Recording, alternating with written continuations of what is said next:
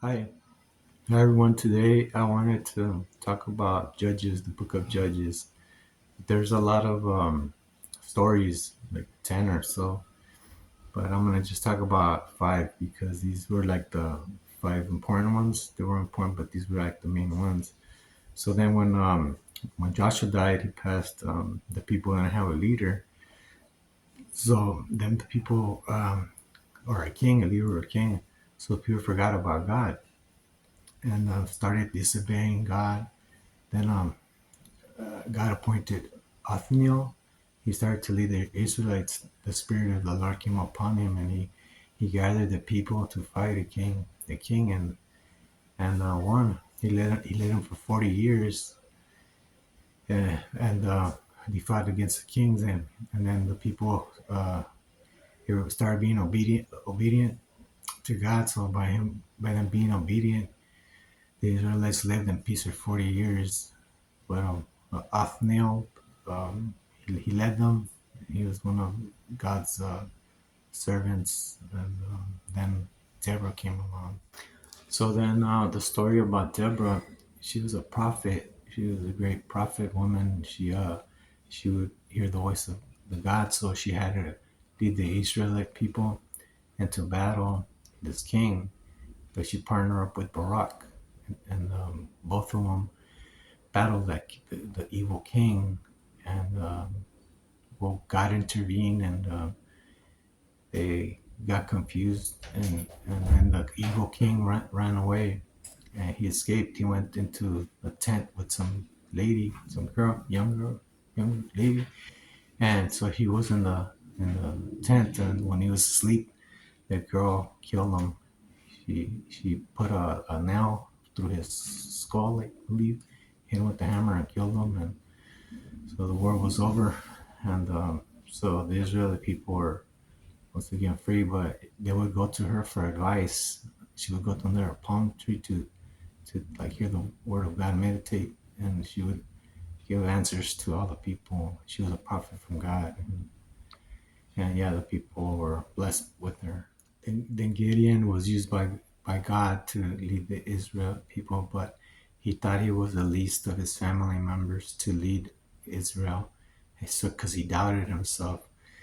But then the angel of the Lord appeared to him, and he told him he was a mighty warrior and that he could do it. He was encouraging him to do it.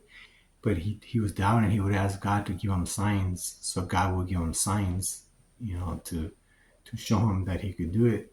And then so he told him to gather 32,000 fighting men, 32,000 fighting men to go fight. But then the Lord said, I will be, oh, but he said, I will be with you. So don't be afraid, he'll be with you. So he asked him to go gather 32,000 fighting men. So he did, but then the Lord said, it's too many. So reduce them, ask them, whoever is afraid to go home. So 20,000 left, and he was left with 10,000. And the Lord said, it's still too many. Uh, you have to reduce more. So he took him to go drink water to the river, and he asked people to drink water, but it was a test. So whoever drank water like down like a dog, and then other ones drank water with their hands like this. So whoever drank water like a dog would go home. So that reduced them to 300 men. And so then when the battle in the battlefield, there was only 300 men, and so when they were battling, they started playing the trumpet. The 300 men, Gideon's 300 men started playing the trumpet, and that confused all of the other army, and they started killing each other. And well, they won the war, but then Gideon started asking them to collect gold from them, and he started making idols of, to worship other gods, and that led the people away from God, and that was not good. They started making idols. So now the story of Jephthah. Jephthah, he was a man of God, but his mother was a prostitute, and his brothers didn't like him very much. So they like told him to go away, and he had problems with the people, the Israelites. But then the Israelites asked him if he could come and lead them into battle against the bad people. And he said, well, now you want me to help you, but you kicked me out. So, anyways, he led the people, and but he asked God. He asked God to help him because he was scared, and he told him in the battle, when he was in battle, he told him that if you would make a vow with him, that if he would give him victory, that he would give him the first thing that came out of his house. So he took 20 towns or cities, I believe, and he won those battles. So when he was coming home, the first thing he saw coming out of his house was his daughter. So since he made that vow, he had to give up his daughter for because he made that vow. The vow wasn't necessary, but since he was scared, he had fear, he asked God for that. And so he led the Israelites for 6 more years, and in those 6 years, the people started turning on him because it was a misunderstanding, saying that that Jephthah didn't invite them to go fight. So they fought between each other, and 42,000 men died that time for a misunderstanding.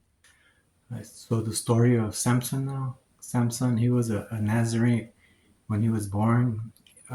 He wasn't allowed to drink any wine or grapes or anything, raisins or nothing grape in the wine. He wasn't allowed to cut his hair because he had a super human strength. God gave him, blessed him with these gifts.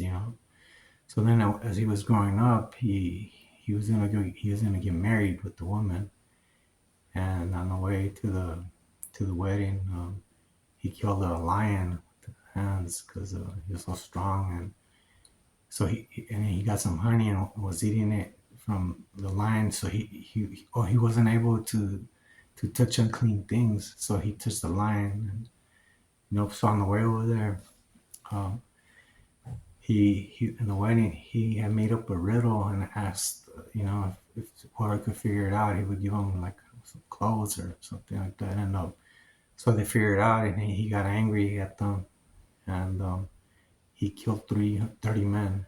He killed 30 men that night, and that caused problems with the Philistines because he killed 30 of their men, and then he got 300 foxes and lit their tails on fire and let them go in the fields and burned all the fields. So now the Philistines were wanting him; they were looking for him.